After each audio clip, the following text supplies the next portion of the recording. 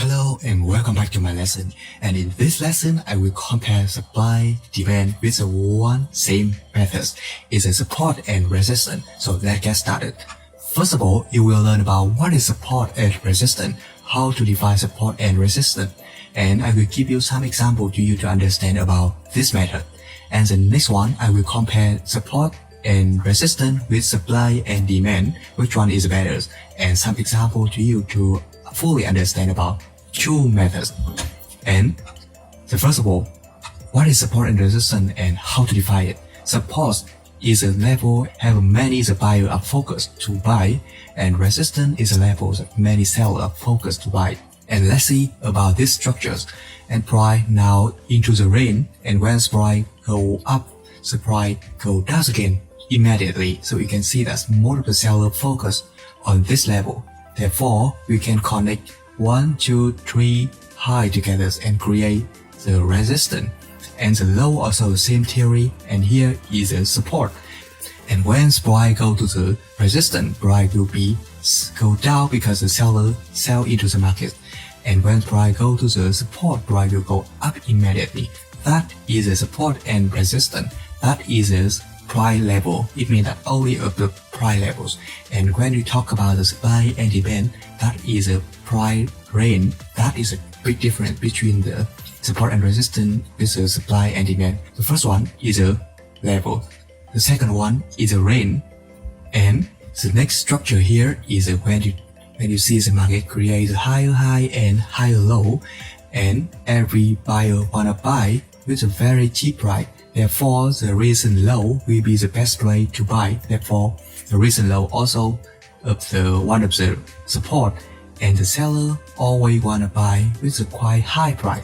Therefore, the recent high will be the best place to sell, and therefore the recent high will come to the resistance.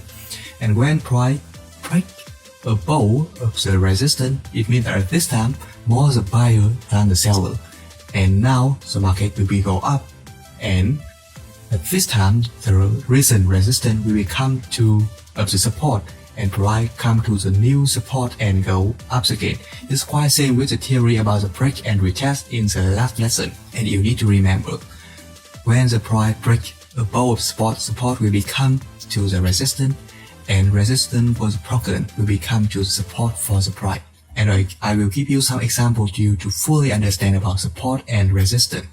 And here is a USD CHF, and to drawing support and resistance in the trading view, you need to scroll smaller chart to see whole the picture of the market and define the price level. Thus, price already reversal many times. Therefore, the first level you can see here is a resistance. The price, the first high, second high, and the third high price come to this level and reversal immediately. That is a resistance. And the next one you can define here is a support, because the price come to this level the first time, second time, and the third time is break. But still is a support because that is a support for the price movement.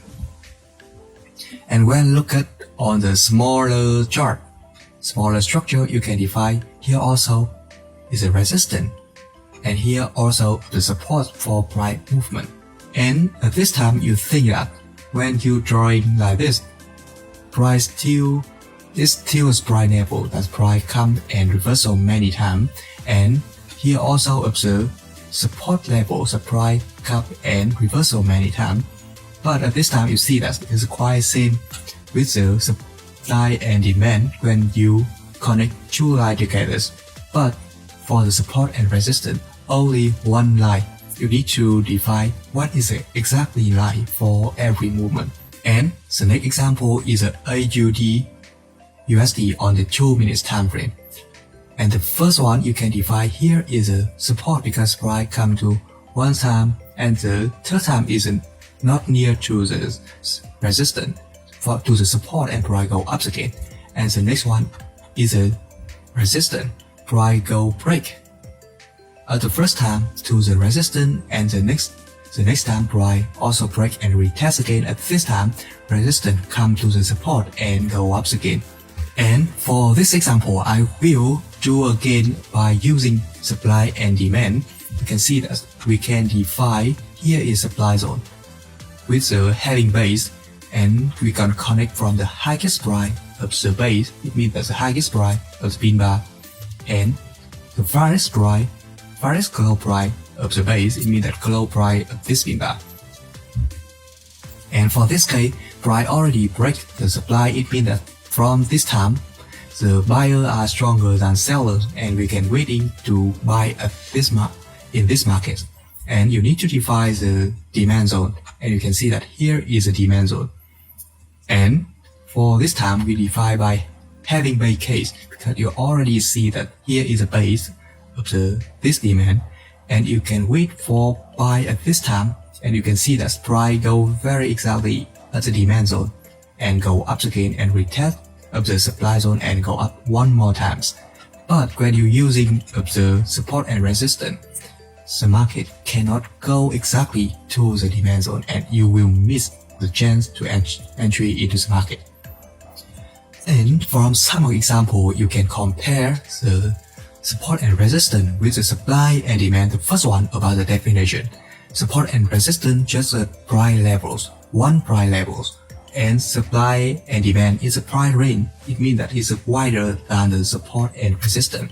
Therefore, when you're drawing the support and resistance, you need to draw it exactly. And supply and demand, you have a deviation for its movement. And about the signals, when you using the support and resistance, cannot show you the best way to entry, take profits, stop loss, or trailing stop. But for supply and demand, everything will be improved. This one can show you the best way to entry, limits, stop loss, or trailing stop. Very good. And one more thing is very important when you're using support and resistance. You can miss a chance very normally because the support and resistance is exactly price level. Therefore, some of the case, the price movement is very strong and price cannot go into your demand or your resistance exactly. And when you're using the supply and demand, everything will be improved and less miss a chance when you're using the support and resistance. And the last one is very important when you're using the support and resistance.